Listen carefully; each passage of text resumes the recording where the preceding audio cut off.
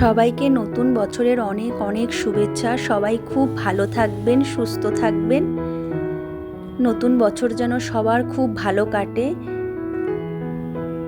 আমাদের গাছের এই বড় চন্দ্রমল্লিকাগুলো এখন প্রচুর পরিমাণে ফুটেছে। সেখান থেকে একটা ফুল আমি তুলে নিলাম, নিয়ে ভগবানকে নিবেদন করলাম। সকলে ভগবানকে একবার দর্শন করে নিন।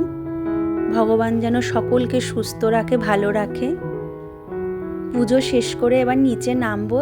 আর একটা ফুল আমি তুলে নিলাম, ওকে উইশ করব। একটু হাস্যকর হলেও ক্যাডবেরি আনার সময় পাইনি, তাই একটা অরেঞ্জের মধ্যে ফুলটা গেঁথে দিয়েছি। এ নাও, happy new year. Thank you. আমরা তো পাবদা মাছ অনেক রকমভাবেই খেয়েছি, ঝোল, ঝাল।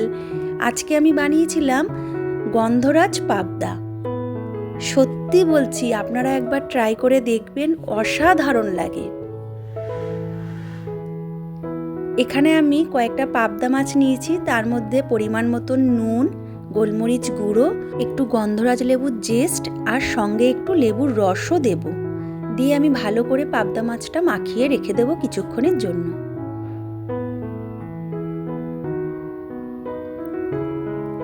আমি পুরো রান্নাটাই সাদা তেলে করব। সাদা তেল গরম করে পাবদা মাছগুলো ভালো করে ভেজে তুলে নেব।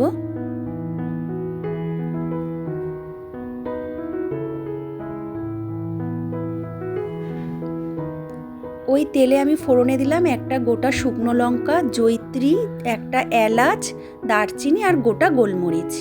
ফোড়নটা ভাজা হলে দিয়ে দেব বেশ খানিকটা পেঁয়াজ বাটা। পেঁয়াজ বাটাটা একটু ভেজে নেওয়ার পরে দিয়ে দেব, এটা হচ্ছে তিল, কাঁচা লঙ্কা, রসুন আর কাজু বাদাম একসঙ্গে বেটে নিয়েছি, সেই মশলাটা দিয়ে দিলাম। আবারও রিপিট করছি, তিল, কাজু বাদাম, কাঁচা লঙ্কা, রসুন বাটা।